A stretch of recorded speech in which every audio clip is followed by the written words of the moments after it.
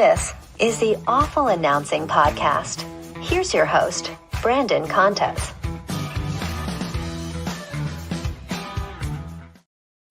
All righty, welcome to episode 91 of the Awful Announcing Podcast. I'm your host, Brandon Contes, and this week we continue to celebrate March with one of the most well-known writers and broadcasters in college basketball. He is the founder of Hoops HQ. You can see him on CBS during the tournament.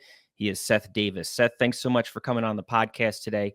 We're recording this Tuesday afternoon, and after we all survived the Twitter outages on the first day of NFL free agency yesterday, it made me wonder what would the first couple days of the NCAA tournament be without Twitter, because for all of its faults, like Twitter or X, it's almost this giant watch party during the tournament. Yeah, no, I agree. And first of all, thanks for having me on. It's a really bad habit that I have. I spend way too much time on Twitter. But it is a good way to sort of get a very wide and not very deep view of what's going on. And, in my work in the studio, Brandon, I can tell you it's incredibly useful because, I'm trying to watch all the games, but sometimes I'm on, sometimes I'm eating, you try to stay on top of everything. And if there's like a weird call or if someone picks up a third foul, like I'm going to get a lot of that information on Twitter that I'm going to use in my work. So, it's an unfortunate addiction for all of us, but we're all in it together. So yes. I would prefer to be addicted to it with all of its flaws than to have there be an outage during the tournament. Hopefully that won't happen. Yeah, absolutely. So you launched Hoops HQ at the start of the college basketball season. How has that been? How has the first regular season of college basketball been for Hoops HQ? It's been amazing. I've been really very pleasantly surprised by the reception. Certainly encourage everybody to go to hoopshq.com and check us out and hopefully see fit to subscribe. We have a really expansive email distribution list. A lot of them are getting our emails free a few times a week. We're going to have it every day coming up here pretty soon for the month of March, so we can cover the tournament appropriately. And Brandon and I sensed you're going to want to have a broader conversation about the state of the world as far as college athletics is concerned. But just so you know, as excited and intentional and as much time as we are spending planning and commanding our resources for the NCAA tournament, in a lot of ways, I'm much more fixated on the transfer portal season. The portal opens on March the 24th. We're partnering with the folks who run the portal report. They are a great source of information for coaches, players, fans, agents, everybody across the portal sphere. And they're going to help feed us information and content to keep, because it's free agency and it's chaotic, and it's going to be a good 2 months of things to track. So the tournament's going to be amazing. We're going to be right there covering all of it. But the thing about the tournament, Brandon, is, everybody covers the tournament. Yeah. There are very few outlets left that really cover college men's and women's basketball 12 months a year with the intensity that we're doing it. So we definitely see an opportunity there to carve our little niche in the world. And like I said, I think if your listeners would go to Hoops HQ and check it out, you'll see that our content is great, and we have access and insider information, and we are very serious about covering this in the manner which I think it deserves.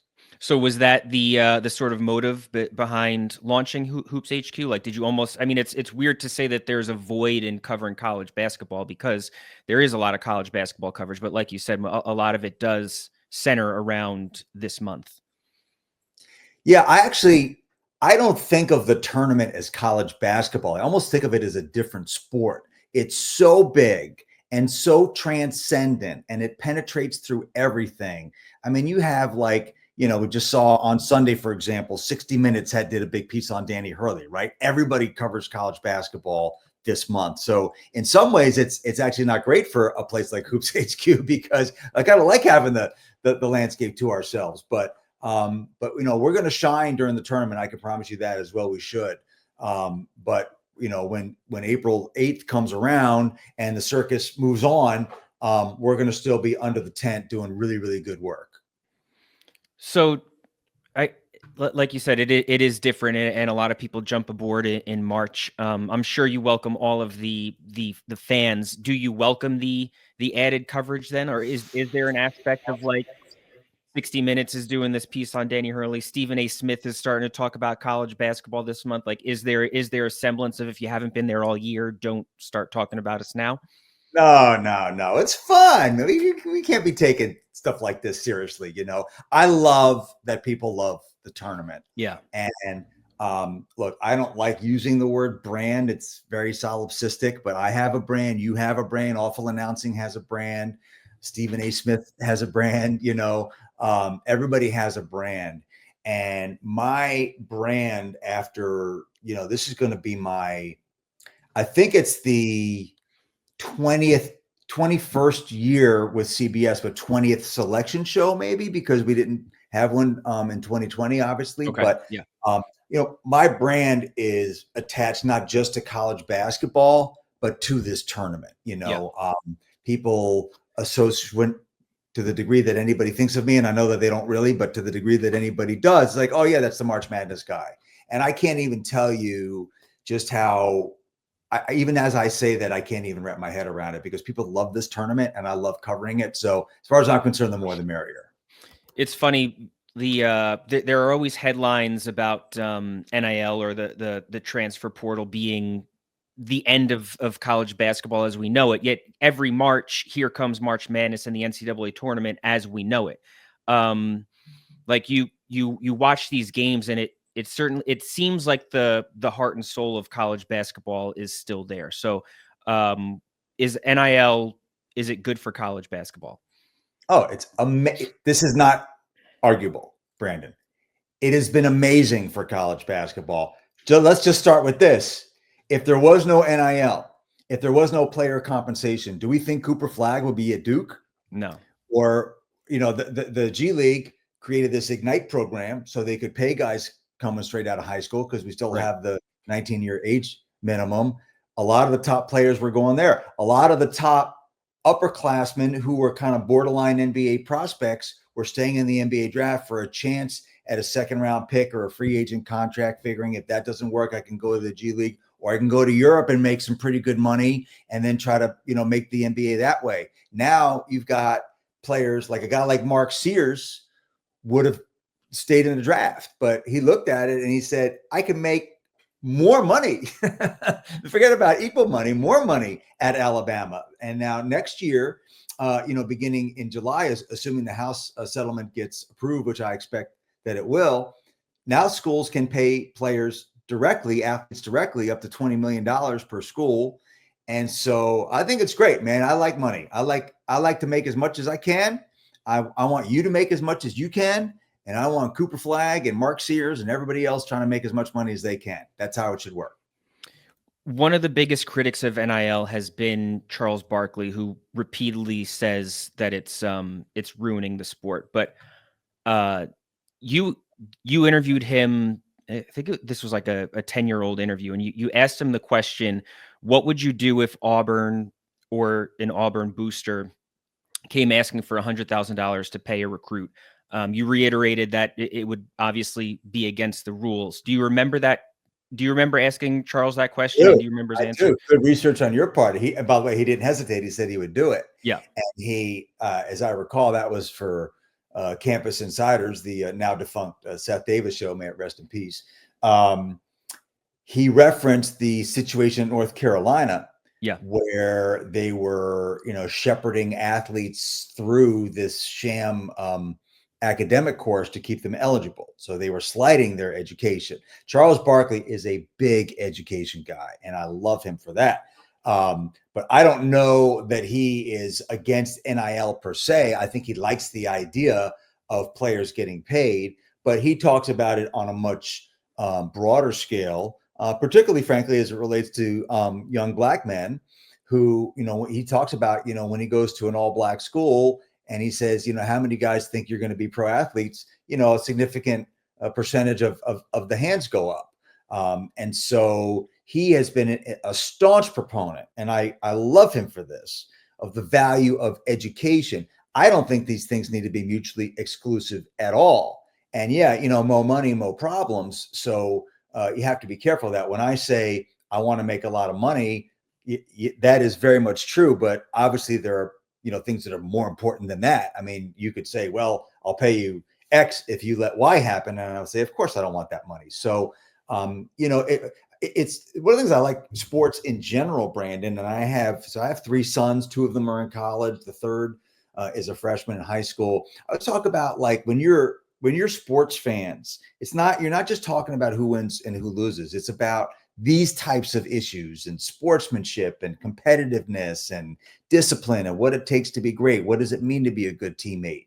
And so I think it's all in the soup, but whether or not you like it or don't like it, the pay for play era is here and it is here to stay. And if you are in the sport, if you are in college athletics, you can either adapt and embrace it and accept it, or you can get the hell out because you're not going to make it.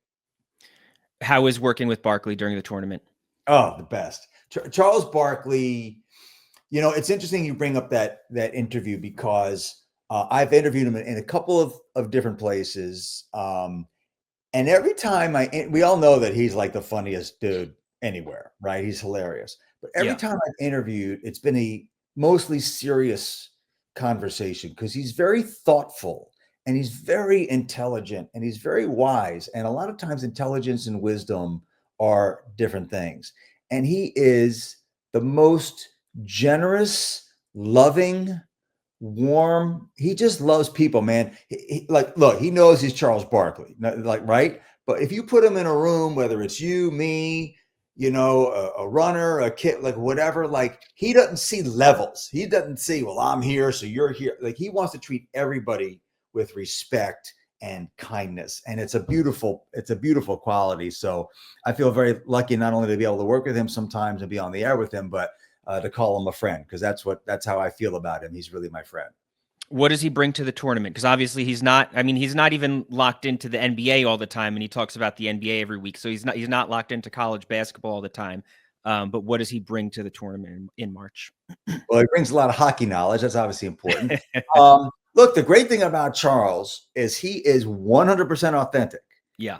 There's I can't tell you how many, like you see him the other day with the thing with Perkins and he's like ripping ESPN. And I always say, like, if I said one of things that he said a million times, if I said it once, my career would be over. Right? Over. And we all know this. So he's not going to watch a game or watch a team and pretend like he knows something that he doesn't. He's going to say, well, I don't know who that point guard is, but he was terrible today. He's going to be honest about that.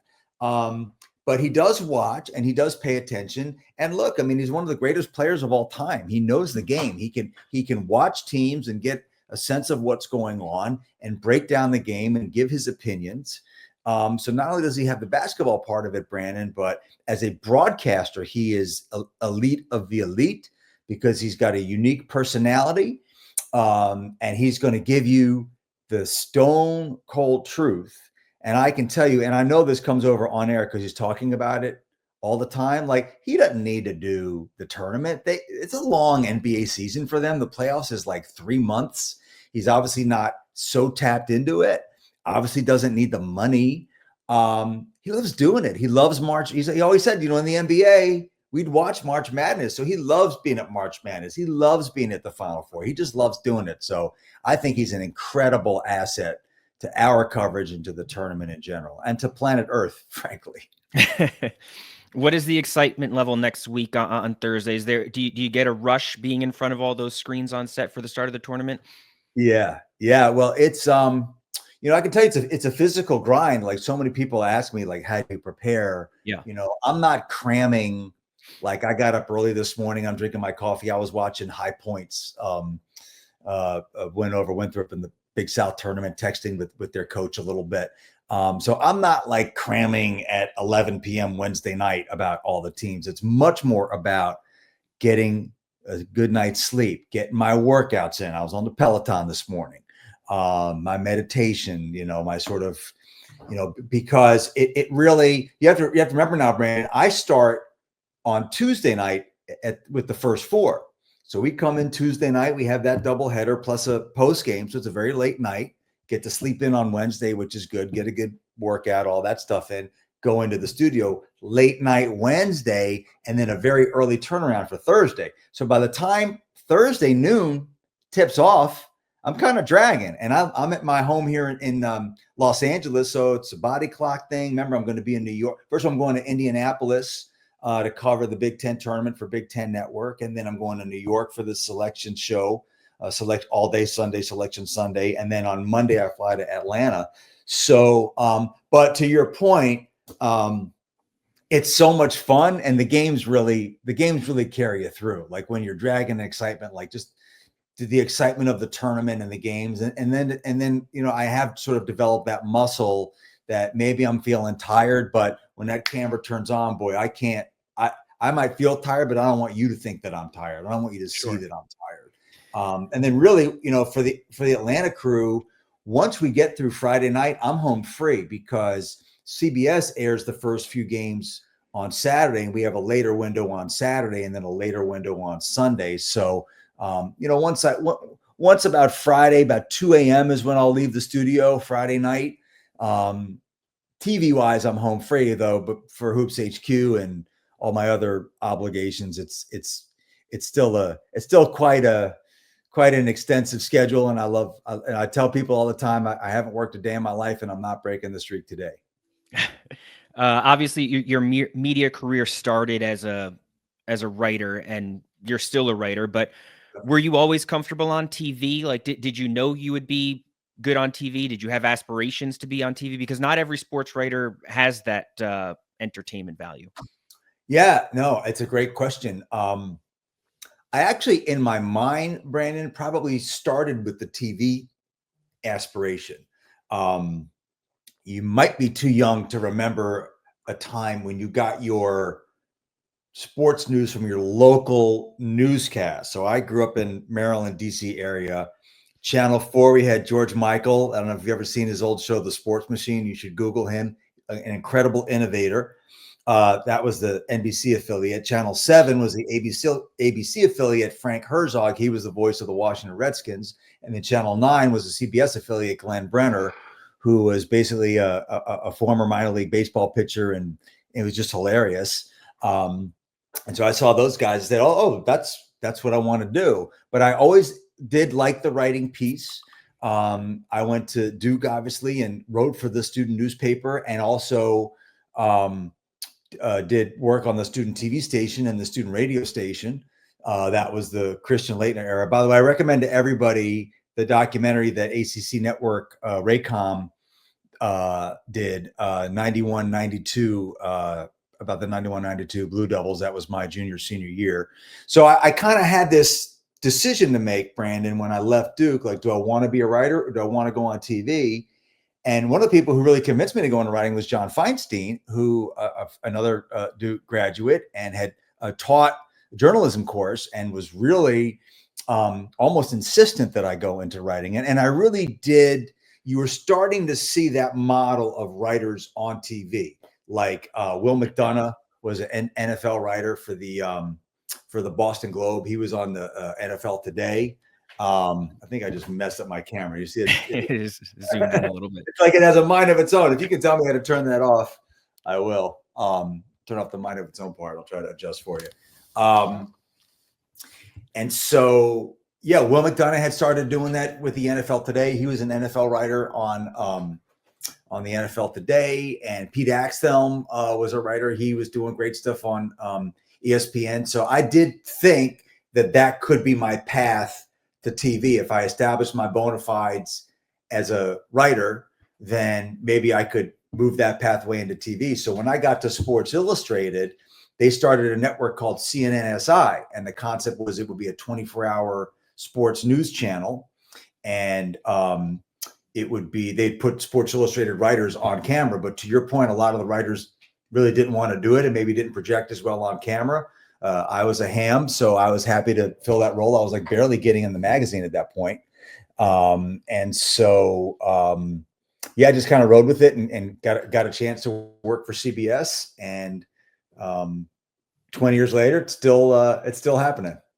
How about now? Do you have a preference, TV or writing? So I get this question. I'm gonna change my camera here for you because Okay. you don't want this much of a close up. Hold on a second. Am I get that camera on you? Okay, there we go. So yeah, I get this question a lot. And my stock answer, Brandon, is TV is more fun, but writing is more gratifying. And when you cut me open and you look at my DNA, that is really who I am. I've been lucky enough to and worked hard, obviously, to write, I think, 9 books now. And it's just, the grind of getting information, interviewing people, organizing material, writing, hammering it out, trying to fight through the morass of your words to get to what you're really trying to say, and saying it in a way that uplifts people and informs and entertains them. It's a lot harder than being on TV, and that's what makes it more gratifying. So, and look, in today's day and age, I always advise people about this, including my own son, who's studying to get into the business. He's a junior at the University of Texas right now. Is you got to do everything. Like, you can't just be a writer. You can't just be on television. You can't just be a studio host. Can you do studio? Can you do play by play? Can you write? So it's all these things, and being as versatile as you can is really a big part of the key. Do you have, I mean, it might be hard to say you have a favorite book that you wrote, but is there one that was most gratifying or fulfilling? Yeah, my first one. This is a book that I wrote about my summer camp. I went to a place called Camp Equinunk, and I was 29 years old, and I took a leave of absence from Sports Illustrated, and I went back to the camp, and I stayed in the bunk with the 15-year-old campers, and brought my girlfriend with me, who's now my wife and the mother of my 3 amazing sons, who all 3 of them go to Equinunk, and I wrote a book about it. So it was kind of a self-published memoir about that summer and about my experiences growing up, trying to convey to the world why I love this place so much. But in their own way, I've loved them all. I mean, I would say probably as an accomplishment, as a book, I think the Wooden biography will probably sort of stand out from the rest, just because it was such a deep dive on obviously an amazing character. I spent about 4.5 years on that, and worked really hard on it. Really wanted to tell the story of his life in full. And then lately, I've been doing these collaborations, which I've really enjoyed. Last year, I published 2 collaborations, one with Rex Chapman and one with Sister Jean, 2 very different people. Sister Jean is 105 years old now, and she's incredible. I still talk to her frequently, and she leaves me, 90-second voicemails, and her mind is as sharp as yours and mine and anyone that you know. And then I did this book with Rex Chapman, who overcame very powerful opioid addiction, and every other word in the book was the F word. So 2 very different people and different kinds of books. But that's part of why I like doing those collaborations, Brandon, is because you really immerse yourself in this person and you try to write in their voice, which is kind of the art to it. I really enjoy doing them. Are you working on any books right now? I got a couple irons in the fire. One in particular, not quite ready to reveal, but yeah, I'm going to be writing books. I just enjoy doing it, and I did mention I need money, so there's a financial component. It's not like huge money, but it's obviously enough. Yeah. And so yeah, the books, and particularly collaborations, is something that I think I'm going to be doing hopefully for a while. Your dad has done TV in his career. Lanny Davis, former special counsel to Bill Clinton and an advisor to George W. Bush. Did you ever consider a career in politics? When I was younger, it's something that I thought of. The problem is I never wanted to go to law school. So my dad is obviously a very successful attorney, and he's an amazing guy. The fact that, and by the way, he never worked for George W. Bush. He did work for President Clinton, but he went to Yale with both those guys. In fact, he's getting ready to publish his memoir about his life. And so the fact that he has such good friends and has stayed such good friends with both those men speaks to my father's personal character and the message that he's always trying to deliver about, being with friends, with people across the political spectrum. That's why I get so annoyed when I see the vitriol on Twitter around sports, but my dad worked really hard as a lawyer. I think my dad would rather have done maybe what I do. He wanted to be a writer. He was actually the chairman of the Yale Daily News, the Yale student newspaper, when he was there. And it was part of his love for journalism and journalists. Our favorite movie when I was growing up, and still is, All the President's Men. If you haven't seen it, I recommend it highly. I can do the whole movie almost as well as I can do It's a Wonderful Life. So he kind of taught me this sort of romantic notion about politics and journalism and reporting and writing and newspapers and information. So the law school part and the lawyer part and the kind of grinding through all of that probably was not for me. I think I would have been pretty good at politics, by the way, for many of the same reasons I try to bring to my television work now, which is just sort of taking information, disseminating it, and then communicating it in a way that people can really relate to and understand. But to do it in a way that doesn't demonize people, I would have liked the challenge. So I'm not shutting the door on it. If Stephen A. can talk about running for president, why can't I run for president? Right? Of course, yeah. Probably a few too many skeletons, maybe, is the reason not to do it. Do you follow politics closely? Like, do you have a big interest in it? I do. Trying not to be honest, but like you said about Twitter, it's a bad addiction. Yeah. I wish I didn't need. I know chemically what's happening with the dopamine and everything like that, but it's also a good, like, you're working and I'm on my laptop all the freaking time, so it's like you're working and you're writing is, let's pop over to the For You feed right now and get a little dopamine hit. And then, 10 minutes later, so I'm fighting it. What did you think about all the discourse around Caitlin Clark in the last year? Well, I think on balance, what she has done for women's basketball, women's sports, and sports in general is freaking amazing. Yeah.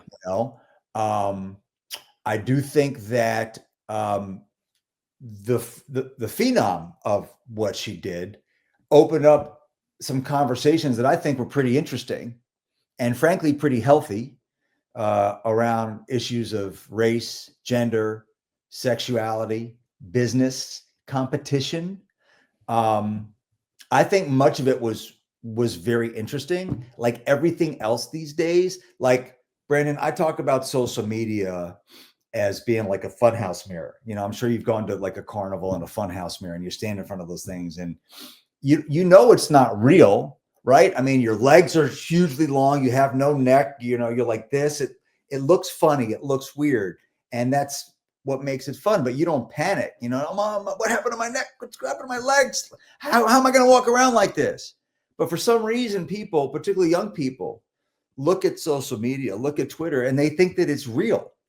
They think that this is how most people actually think. And it's like, I don't fall for that. Yeah. But a lot of people do. And I'm actually trying to think of the example where someone was like brokenhearted about what people were saying about them you know what it was? It was Zeke Mayo. I don't know if you saw this, Brandon, at Kansas. Had a really bad game at home and they lost. And then he had deleted a lot of his social media, but apparently he went on it and looked at DMs and they were horrible direct messages, racist, awful shit. And he was obviously crushed by it. He actually put it out on Twitter like, hey, I'm sorry for playing poorly. And it's like, I understand what he was trying to do, but you can't expose yourself to that. So unfortunately, a lot of the Caitlin Clark stuff, the worst part of it, got distorted as being bigger and more accepted by a lot of people than it really was. I think the vast majority of people saw her as this incredible player, understood that there were some racial undertones and overtones to what was going on. And it's important to be able to have that conversation from a place of of empathy. And I think for the most part, people did. I really believe that. Has women's college basketball continued to benefit from the Caitlin Clark effect this season? Now, a year removed from her being at Iowa. Yes, there's no question about it. Now, it's probably not quite the same as it was last year. So I think you have to understand there's going to be some type of drop off. Sure. But I can tell you, and I've paid more attention to women's college basketball than ever before because we're covering it at Hoops HQ. Our writer, Eden Lassie, has done a phenomenal job, and we're going to be covering the women's tournament. She's going to be at the Final Four in Tampa. And I've gotten to know a lot of these coaches. Of course, I've known Gino a long time, but, Lindsay Gottlieb and Corey Clausen and Vic Schaefer at Texas in particular. I can tell you the product has never been better. And the games have never been better. And what Juju Watkins and Paige Beckers and Lauren Betts and all these players are doing is pretty damn incredible. So it's not obviously not where the men's game is, but there's definitely a long tail there. And Caitlin Clark has helped put this thing on a new plane and a new dimension that it hasn't been before. And now it's up to the stakeholders in the sport to be smart business folks about it and really do what they can to make it grow. Do you think we'll ever see a woman get a D1 head coaching opportunity in men's basketball? Well, first of all, we need to be careful about saying like that's a promotion, right? Like in some ways it might be, a lot of ways it might be, but like for Dawn Staley, like a lot of times men's jobs, like she's making like $3.5 million and she's winning championships. Like she's got pretty much a better job than anybody could offer her on the men's side. But I don't know why it hasn't happened already. Yeah. Like one of the very, very, very, very, very first pieces I published at Sports Illustrated, this is back 1995-ish, 1996, was a reported column on this very question because there was a woman at Kentucky. She was an assistant coach. I think her first name was Bernadette. The last name escapes me. And there was another situation where something really bad had happened to the men's coach. I think he may have actually brought guns into the arena or something really crazy. And so the women's coach or a woman was coaching the men. And then there was a woman at like a lower level, maybe D2, D3, NAIA, whatever. But to me, Brandon, it's really hard to compete and it's really hard to succeed. It's hard to get players. And so my thing is, why would you want to do what everyone else does? Like the idea that young men are not going to listen to a female coach or respect a female coach. You should talk to some of these athletes and listen to what they say about their mothers. I talk to these coaches and when the player gets in trouble with the coach, you know what they say to him? Please don't tell my mom. Like they are afraid of their mothers. Women, feminine strength and feminine toughness far exceeds male strength and male toughness. And so I just don't understand why you wouldn't want to do that, because now when you're going into a recruit's living room, you're bringing something that's different. And if someone has a problem playing for a woman coach, well, maybe you don't want that person in your locker room anyway. So I don't know why it hasn't happened yet. Just a pure lack of imagination. I'd like to think it's only a matter of time, but we'll see. Yeah. And I think it's less about it being viewed as a promotion and more about opening up like a new pool of potential jobs, which, has kind of been on in the men's game has been on lockdown for forever. Were you surprised that Doug Gottlieb became a college coach or did you see that coming? Nothing that Doug Gottlieb ever does going to surprise me. Not surprised at all. Of course, I'm great friends with Doug. He's written great content for us at Hoops HQ about his experiences at Green Bay. Worked with him for several years at CBS. I actually remember covering Doug at Oklahoma State as a young reporter at Sports Illustrated, going into the locker room and interviewing him and being around him. I swear to God, I thought to myself, that guy would make a great talk radio host. He just had that glib personality, smart ass, but right in his takes. I know a lot about Doug and the way he grew up with his dad as a coach and his brother as a coach. And I know how hard he has worked to get a job, particularly at Oklahoma State, which has come up a couple of times. And he's gone after jobs a lot. coached at the Maccabi games in Israel, AAU circuit. So I know how badly he's wanted it. Now, I didn't necessarily expect him to coach and host a radio show at the same time. Yeah. But, I think it was an unusual situation because the coach who was there left, like, I want to say in May. And so it's just very hard to hire a coach at that time. You don't have a lot of money to.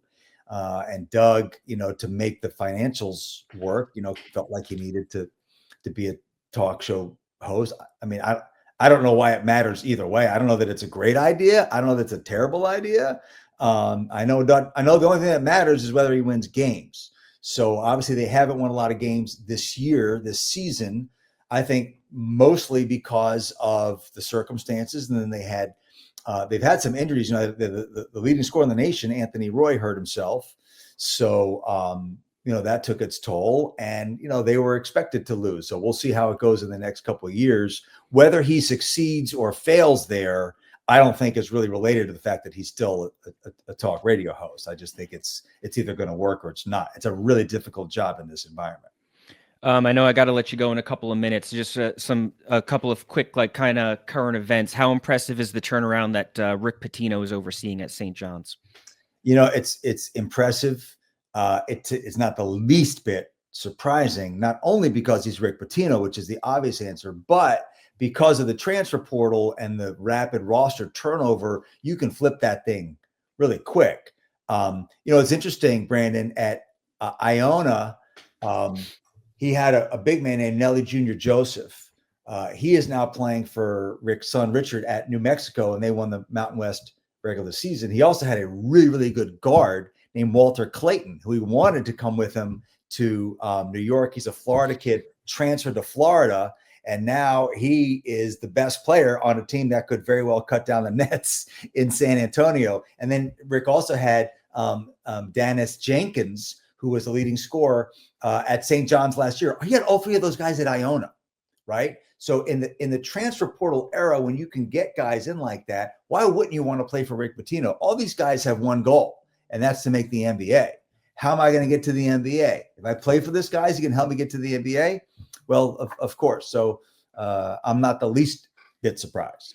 I think they're more vulnerable than people realize, by the way, because they can't shoot a lick. But yes, we'll free throw shooting and 3-point shooting has definitely been an issue. Has Cooper Flagg lived up to the hype this season? Absolutely not. He has exceeded it.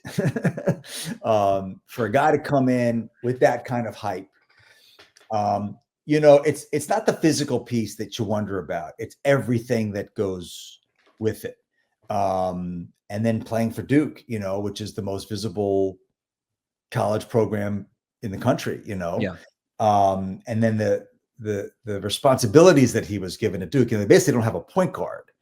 And so he's got the ball in his hands all the time. He's the first, second, third guy on every scouting report. And he's competed. He's never lost it. He leads them in every statistical category. So it's that part of it that is why I say he's exceeded those expectations. Because remember, as has been said a million times, he didn't even turn 18 until December 21st. So he's been all that in a bag of chips, and they'll be my pick to win it all. I think they're the smart pick. Is the tournament going to expand, and should it expand? Well, the second piece, I'm on record saying that it absolutely should expand. They've added 4 teams in 40 years. That is a 6% growth. Nobody with a straight face can make the argument that college basketball has only grown by 6% over the last 40 years. I understand all of the arguments against it. Who wants to see this North Carolina team in the NCAA tournament? And it's the same argument that's been made against expansion every single time it's ever been done in any sport. I'm old enough to remember when baseball out of the wild card and Bob Costas was losing his mind. And again, I referenced the John Wooden book. You go back to 1975. That was the very first year they allowed teams in the tournament as at-large teams that had not won their conference tournament. And a lot of people said the same thing. You're watering it down. You're diminished. It's going to kill the regular season. It should be hard to get to the NCAA tournament. That's when it was at at 31 teams or 32 teams. And so, all these people who are making these arguments against, like, it's the same argument that's been made against every expansion that's ever been done ever. So I will be proven right on this. As to whether or not it will happen, it's far, if I may use a metaphor, it's far from a slam dunk. And this is the other thing that people are missing, Brandon. They think, oh, it's just this big money grab and they're just doing it so they can make more money. If they could make more money, it would have been done years ago. Okay. Yep. They would like to make more money. And, on an ancillary level, individual schools who would otherwise get in the NCAA tournament who didn't, yes, they can monetize that. They can use that. But basically, everybody in the tournament, whether you are Auburn or the last number 16 seed, you get the same amount of money for your conference for every game that you play. It's called a unit. Okay. So the unit right now is about $350,000 per game.